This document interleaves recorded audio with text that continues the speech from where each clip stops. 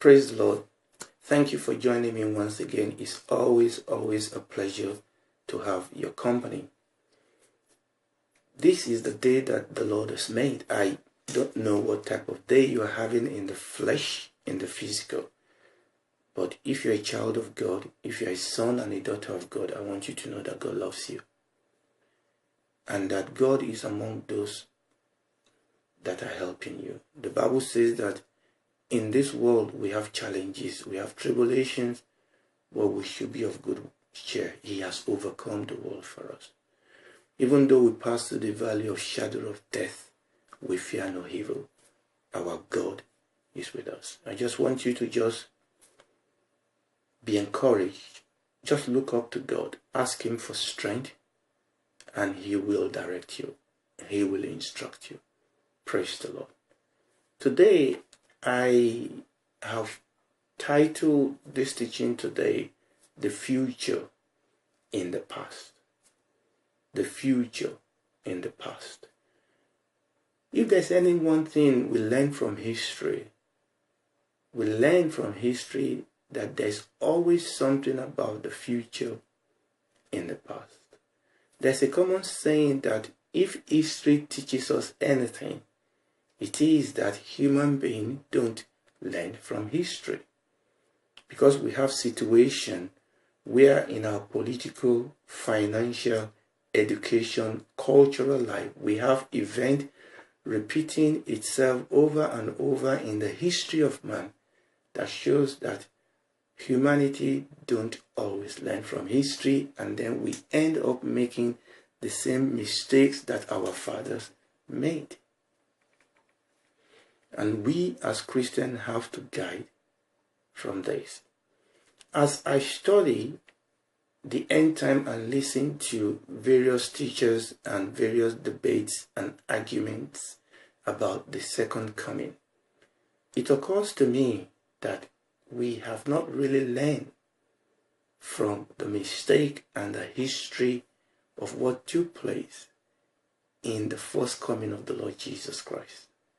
So what I'm going to do today, by the grace of God, is to go back to the first coming of the Lord Jesus Christ so that we can learn some lesson from His first coming. Now, I'm not going to be drawing a parallel between the first coming and the second coming at this stage. I just feel that we should draw out, we should underscore and underline some lessons and not take them for granted from the first coming of the Lord Jesus Christ. Lesson about God and His operation, lesson about prophecy and its nature and property, and lesson for us so that we can take that and move it forward into what we can learn for the future. Remember what we have said and established very, very powerfully, that prophecy and that the end time is not about a particular event, it's not about a particular person or a particular group of people. Important as those things may be in the unfolding of the events, but prophecy is primarily and foundationally and fundamentally about God, His Messiah, His plan and His purpose, and His kingdom, His will. That is the primary purpose of prophecy. So when we go back or when we move forward, what we are asking is, what does this reveal to us about who God is and His Messiah, His plan, His purpose? And we are studying this so that we can know the person of God, the will of God, so that we can position ourselves in the right side of God, so that we can know Him, so that we can please Him, so that we can walk in hand with God to fulfill His will and His purpose, so that we can be ready, so that we will not be taken unaware. And this is why we are studying what we are studying. So today, by the grace of God, we want to go back to His first coming, because the future, there's something about the future in the past. In other words, there's something that history teaches us about the future. And most importantly, and most preeminently in prophecy, most importantly and most preeminently in the scripture. You remember Paul was writing to the church in Corinth, I believe, and he said that the things that happened to Israel happened to them as an example for us, as an example so that we can learn from their example unto whom the end of time has come. So God has given us the scripture, history, the writing, prophecy. God has given us this scripture so that they can inform us, so that they can equip us, so that they can instruct us, so that they can correct us and even rebuke us, so that we can be ready, so that we can be equipped and ready for what is going to come. People of God, things are happening fast. We need to be equipped.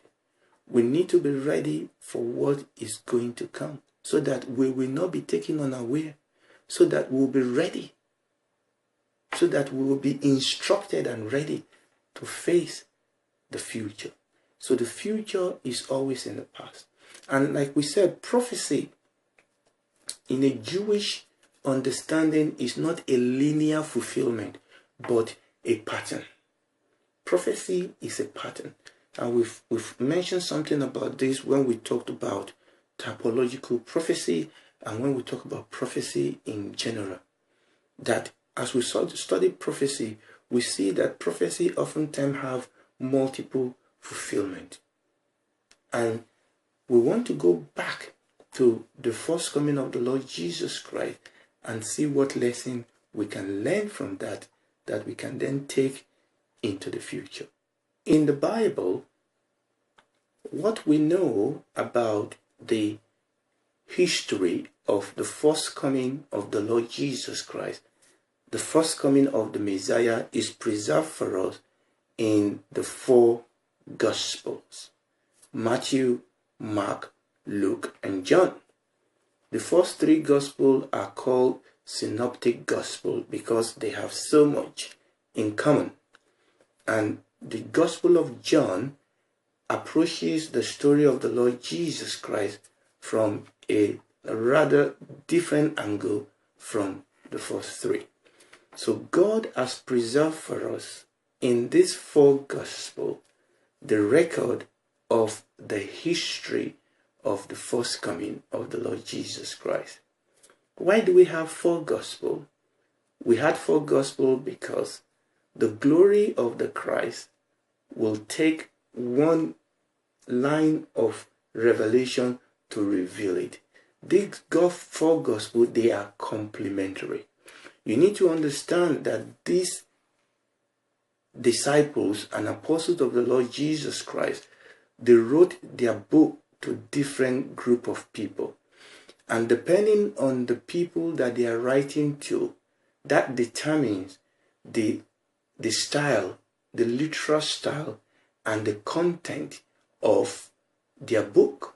So you need to understand that. I'm not going to go into that fully, but you need to understand that we have 4 different gospels. There is really one gospel, but one gospel that comes to us from 4 different angles. It's just like if there is an event and you bring in different witnesses, they will report that event from their own angle of view, and your job is to piece them all together and get a complete picture of what is going on. So yes, we have 4 different gospel books in the Bible, but one gospel.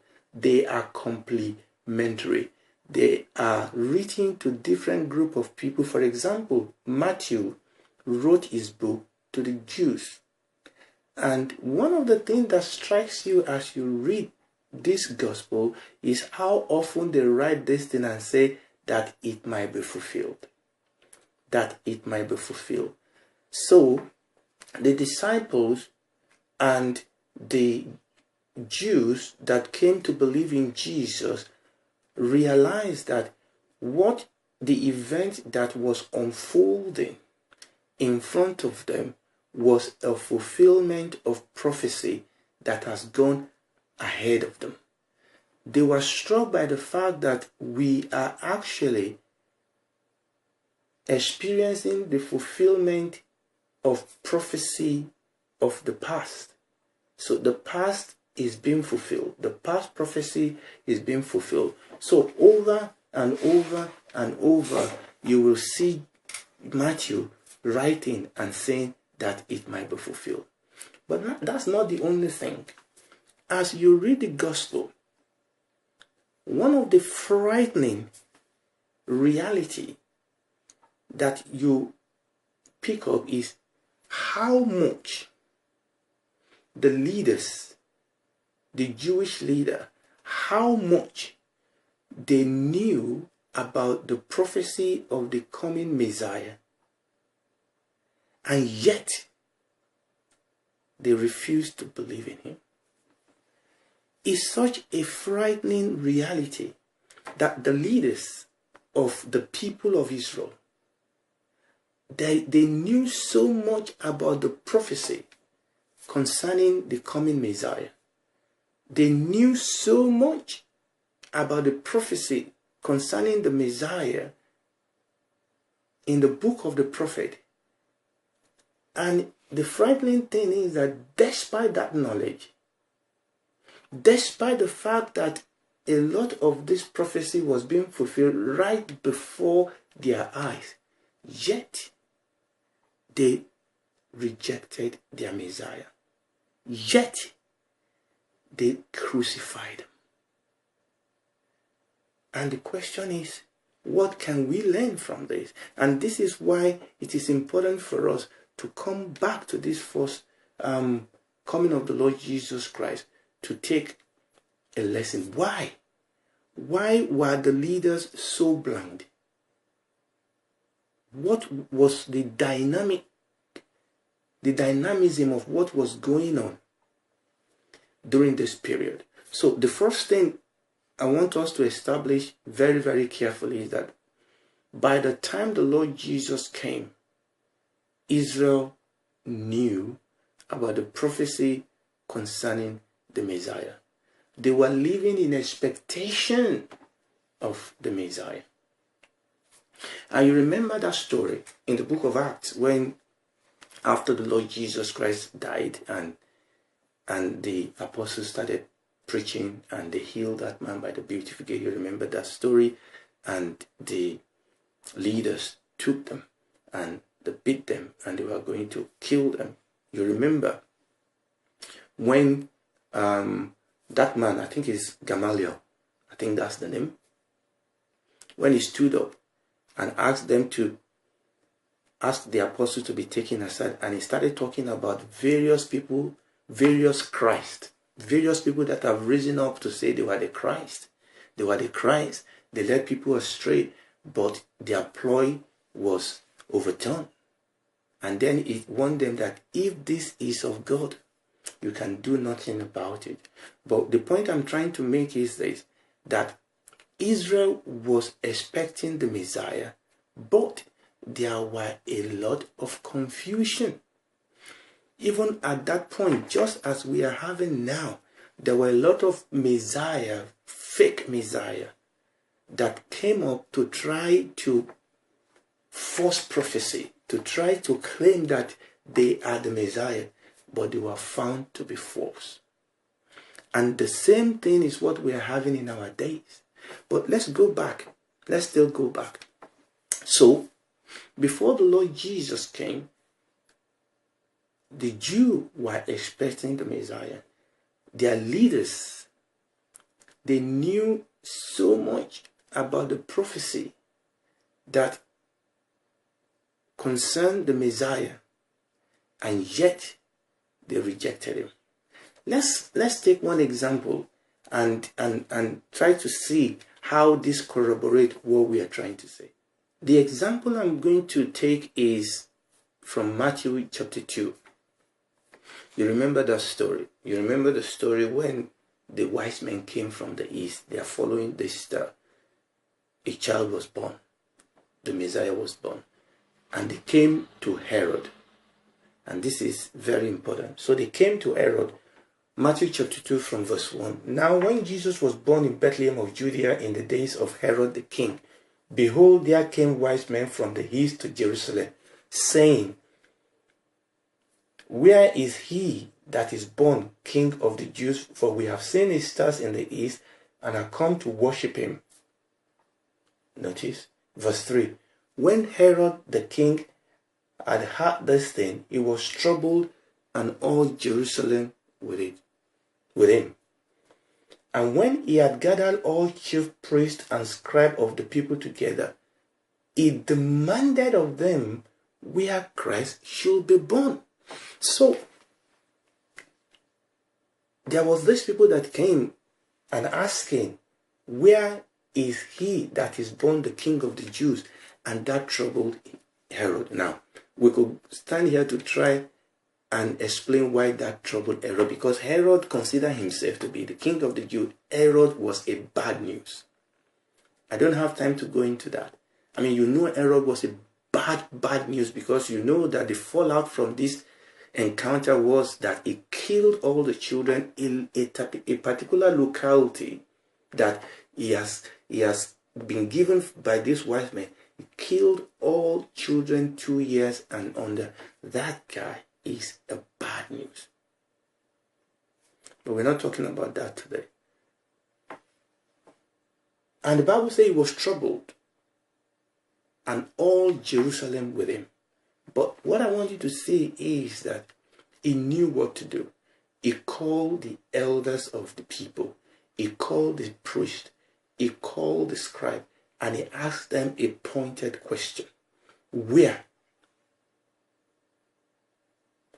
Where? He demanded of them where Christ will be born. So number one, they knew that the Messiah would be born. They knew that there are prophecy. They knew, Herod knew that there are prophecy that there is coming a Messiah, and that there will be prophecy pointing to where the Messiah will be born. So he called the elders of the people, he called the priest, the priest, he called the scribe and said, where is the Messiah going to be born? And do you notice that those people didn't say, we don't know? In fact, just like that, they told him. They told him, and they said unto him, verse 5, in Bethlehem of Judea, there was no hanky-panky, there was no dragging of their feet, there was no scratching of the head, there was no, no. They told him straight away, the Messiah is going to be born, and the Messiah is going to be born in Bethlehem, in the land of Judah. And they quoted the prophet. For thus it is written by the prophet. The prophet has written. People of God, just the same way that these leaders knew by prophecy that the Messiah is going to be born, where the Messiah is going to be born, and they told Herod, the same way by prophecy we can know his second coming. Now, there are some things we will not know by prophecy. For example, the Bible says that no man knows the time. And this is one of the problem of our day, that we have all these date setters. And I believe that the devil does this intentionally, because, you know, when people cry wolf and cry wolf and cry wolf all the time and there's no wolf, people get desensitized. And I believe that the enemy has used human beings who sometimes mean well to keep setting these dates, which are not going to be fulfilled, because the Bible says that no man knows the time. Now, we will not know everything by prophecy, but there is a lot we know by prophecy, so that we can be equipped, so that we can be ready, so that we can do battle with what we know. They told him straight away, in Bethlehem of Judea, for thus it is written by the prophet. Which prophet? Prophet Micah. And I'm going to read that in a second. It is written by the prophet, and thou Bethlehem, in the land of Judah, art not the least among the princes of Judah, for out of thee shall come a governor that shall rule my people Israel. They knew. They knew the prophecy. Now let me read that prophecy from the book of Micah, Micah chapter 5 verse 2. Micah chapter. Now this was the prophecy. This was the word of the prophet that these leaders knew.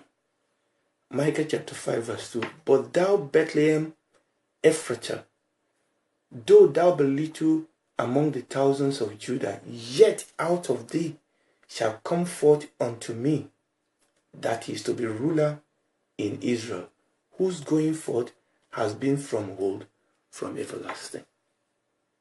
So one of the things I want us to realize is the reality of prophecy. I know there are people over there that don't believe in prophecy. I know there are people out there that want us to believe that prophecy is past, that everything has been fulfilled. But the truth is this. In the first coming of the Lord Jesus Christ, people knew by prophecy that there were prophecy that had been given that were awaiting fulfillment.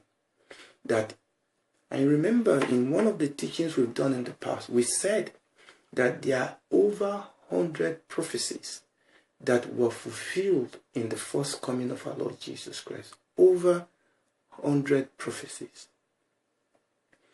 And that out of those over 100 prophecies, over 30 of those prophecies were fulfilled in the final 24 hours of his life on earth. And those prophecies were there. And Herod asked these leaders.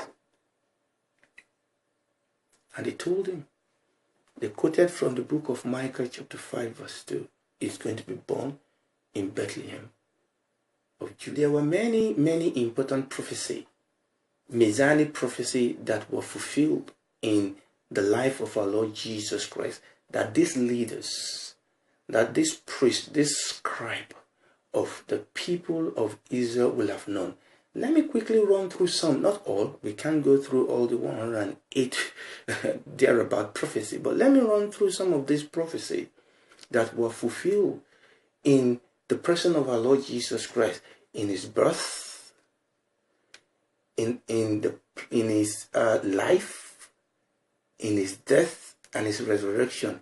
There are prophecies that were fulfilled in the life of our Lord Jesus Christ.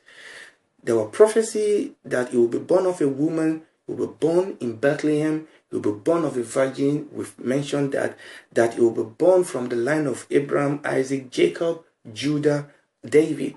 He must come from that line. That he will be called Emmanuel, that he will spend a time in Egypt and he will be called out of Egypt. That when he was born, children are going to be massacred. We read that just now. That he will be rejected by his people. He will be a prophet. That he will be called a Nazarene. Okay, we've done that. That he will be a bright light to Galilee. That he will heal broken-hearted. That he will be a priest after the order of Melchizedek. That he will be betrayed. Okay, that he will be sold. And that the prize money will be used to buy a potter's field, that he will be falsely accused. There are prophecies that he will be crucified with criminals, that he will be given vinegar to drink, that his hand and feet will be pierced, that he will be mocked and ridiculed, that his garment will be ripped, that his garment will be gambled for, that his bone will not be broken, that his side will be pierced, that he will resurrect from the dead, that he will ascend unto heaven, that he will be seated in God's right hand, that he will be a sacrifice for sin. All these things were prophesied in the Old Testament. Listen to me. Prophecy is not a fluke. Prophecy is a powerful advertisement for the power in the Bible. Prophecy is a powerful advertisement for the existence of God. You know, on the world, the atheists cannot handle prophecy. They cannot do anything about it, so they try to smear it. I mean, what is the probability that a man can fulfill this prophecy? What is the probability? Then some people will say, yeah, Jesus knew about the prophecy and he just tried to fulfill them. How can he fulfill this prophecy? How can he plan his birth? How can he plan his death? How can he plan? I mean, sometimes I'm always amazed at when people try to be smart, to be wise, they become very stupid. They become very stupid. Let me tell you something. It takes, if I can call it, it takes a smaller faith to believe the Bible than to believe other people's alternative argument. We've mentioned this, the argument for evolution. Look, listen to me. You don't have to be religious. It is more sensible to believe that there is a creator than to believe that this whole thing just came out of nothing. But people will believe those things. I'm not going to go that line. I'm passionate about this. I'm not going to go that line. This prophecy could not have been worked up, could not have been worked out, could not have been planned and fulfilled to the precision that they are fulfilled. These are open, strong advertisement for God, for his existence, but much more than that, for his plan and purpose, that we must not take God for granted. We must take God seriously. Because we live in days where God has become a grandfather that will allow us to get away with anything. We must take God seriously. Alright? This prophecy is telling us that there is God. God has a plan and purpose. And God will fulfill his plan and purpose without favor. And we as church must take him seriously. Praise the Lord. But let's go back to the first coming of the Lord Jesus Christ. So, the leaders, they knew this. And step by step, he was fulfilling all this prophecy. But yet, and this is the frightening thing about this, and yet they will not believe in him. Let me read something from the book of John, chapter 5. This was an encounter that the Lord Jesus was having with these people, these same people that Herod called the leaders, the priests, the scribe. The Lord Jesus said in John chapter 5 verses 39 to 40, he said, "Search the scriptures, for in them you think you have eternal life, and they are they which testify of me." Search the scripture, the Torah, the writing, the prophet. Search them, search them. The Lord Jesus says that they testify of me. You remember the Lord Jesus, let me read that also. We've read that before in Luke chapter 24, when he appeared after his passion and resurrection, and he appeared to his disciple in Luke chapter 4 verses 45 to 47. We read this before. The Bible says he opened their understanding that they might understand the scripture, and said to them, "Thus it is written." It has been written. Does it behoove Christ to suffer? In other words, the Lord Jesus is saying, look, I have just fulfilled scripture. I have just fulfilled prophecy. It has been written. My suffering, my resurrection from the dead has been written. And this is what the Lord Jesus was telling even his disciple. He said, "Thus it is written, and does it behoove Christ to suffer and to rise from the dead the third day, and that repentance and remission of sins should be preached in his name among all nations, beginning at Jerusalem." The Lord Jesus Christ himself was aware of this prophecy. He gave them the sign of Jonah, just as Jonah was in the belly of the fish. So this prophecy, the leaders knew about it, but yet they rejected it. There was an incident in John chapter 9, and I'm going to round up with this, and I think I'm going to round up here and pick this up by the grace of God the next teaching. There was an incident in John chapter 9. You remember when the Lord Jesus and his disciples saw that man that was blind, and the Lord Jesus opened his sight. And these same leaders, they took this man and they grilled him. They grilled him. They were not satisfied. They went to pick his parents and grilled them. Verse 10, this was the question they asked this man. Therefore they said unto him, how was your eyes opened? He answered unto them and said, a man that is called Jesus made clay, anointed my eyes, and said unto me, go to the pool of Siloam and wash. And I went, and I washed, and I received my sight. This is what this man was telling them, and they kept grilling him.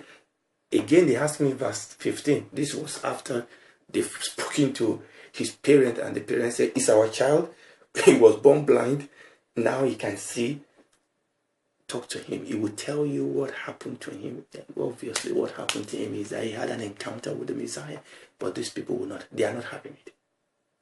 The sign was right before their eyes. They were not having it. The sign is before our eyes today, but people are not having it. Not just the people of the world, even religious people. We have religious people that are respectable in some camp telling us that prophecy is a distraction. Telling us that it has all happened. The future is in the past. This was happening to them live. They were not having it. So they went back to this guy and said, then again the Pharisees also asked him how he has received his sight. He said unto them, he put clay upon my eyes, and I wash, and I see. Therefore said some of the Pharisees, this man is not of God. This man is not of God. Because he kept not the Sabbath. Others said, how can a man that is a sinner do such miracle? And there was a division among them. There was confusion. Now that is the other thing I'm going to. This teaching is becoming a bit long. I'm going to come back. I will leave that in the second. We'll come back about this division. But let's finish this. And they said unto the blind man again, what said thou of him that he had opened their heart? And he said, he's a prophet. This young man doesn't know Jesus. But at least he had enough sense to know that this man that opened my eyes is not just an ordinary man. So the best revelation he has about Jesus is to say, he's not a man, he must be a prophet. But let's go down.